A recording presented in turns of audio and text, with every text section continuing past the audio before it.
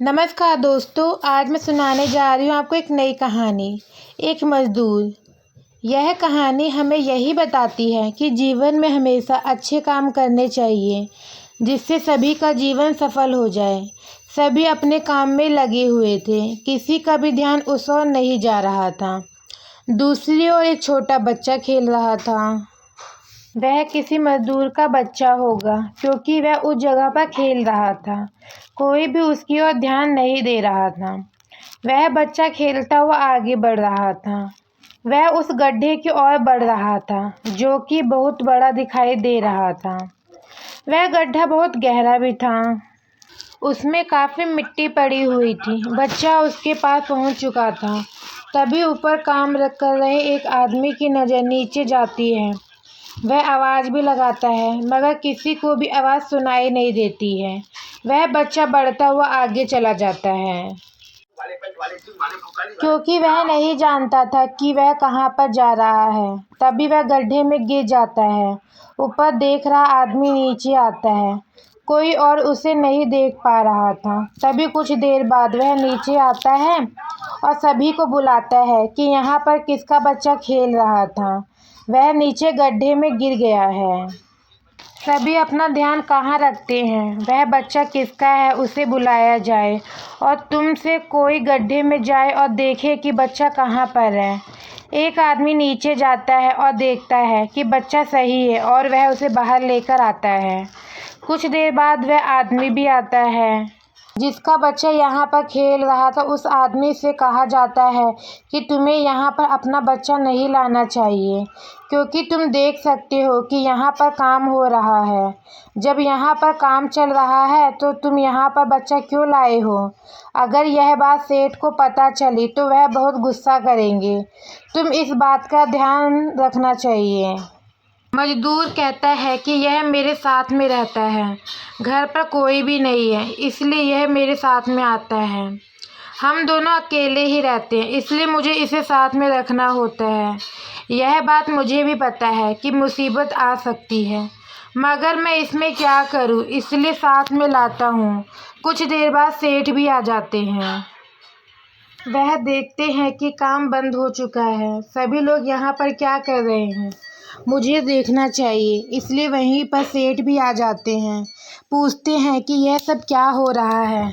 जब सेठ को पता चलता है कि एक मजदूर का बच्चा यहाँ पर खेल रहा था, वह अचानक ही गड्ढे के पास गया और गिर गया था।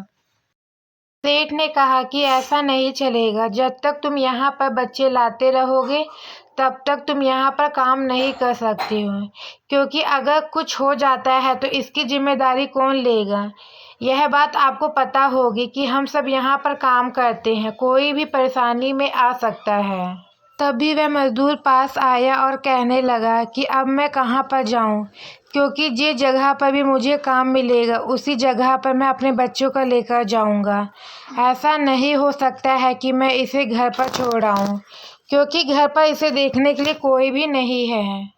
तभी सेठ ने कहा कि अब हम इससे क्या कर सकते हैं, तुम खुद ही बताओ। अगर तुम काम करते हो तो बच्चों को कौन देखेगा? अगर यह किसी परेशानी में आता है तो तुम्हें इसका ख्याल रखना होगा, मगर कहीं ऐसा नहीं हुआ तो तुम खुद ही सोच सकते हो। मजदूर कहता है कि अब मैं क्या करूं, मुझे समझ नहीं आ रहा है। अगर मैं काम करता हूं तो इसे कौन देखेगा? अगर नहीं करता हूँ तो इसका पोषण कैसे होगा? कुछ समझ नहीं आ रहा है।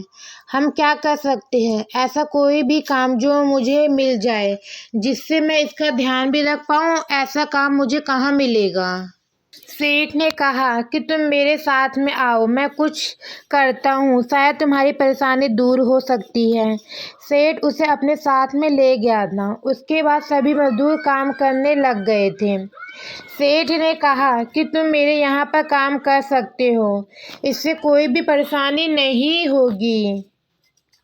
सेठ ने उसे अपने घर पर काम दिया था। वह उनके घर की रखवाली कर सकता था। इससे वह अपने बच्चे की देखभाल भी कर सकता था, और वह सेठ के घर की रखवाली भी कर रहा था। सेठ ने कहा कि तुम्हें ईमानदारी से काम करना होगा, जिससे तुम्हें काम मिलता रहेगा। इससे तुम्हारा जीवन भी सुधर जाता है। वह मजदूर ईमानदारी से काम कर रहा था। एक दिन मजदूर ने देखा कि एक चोर उनके घर पर आ गया है। मजदूर ने देखा कि सेठ सो रहा है। तभी मजदूर ने चोर को पकड़ लिया था। उसके पकड़ने के बाद मजदूर ने शोर मचा दिया था। सेठ ने देखा कि चोर पकड़ा गया है। सेठ ने देखा कि मजदूर ने काफ़ी अच्छा काम किया था। उस सेठ ने मजदूर की ईमानदारी को देख लिया था। इससे सेठ बहुत खुश हुआ था। मजदूर ने काफ़ी अच्छा काम किया था। सेठ ने उस मजदूर को हमेशा के लिए रख लिया था। मजदूर के काम से सेठ को लग रहा था कि आज की दुनिया में भी बहुत अच्छे लोग रहते हैं। सेठ मजदूर के बच्चों के लिए भी बहुत अच्छा काम कर रहा था। उसने उसके बच्चे को ठीक रखने के लिए सभी इंतजाम कर दिया था। हम सभी अगर किसी की मदद करते हैं तो इससे उनका जीवन भी सुधर जाता है।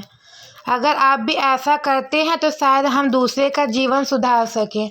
तो दोस्तों, आज की स्टोरी यहीं पर ख़त्म होती है। आपको मेरी ये कहानी कैसी लगी कमेंट में ज़रूर बताएं। अगर आप मेरे चैनल पर नए हैं तो मेरे चैनल को सब्सक्राइब करें, लाइक करें। आगे आपको ऐसी और कहानियाँ सुनने को मिलती रहेगी। धन्यवाद।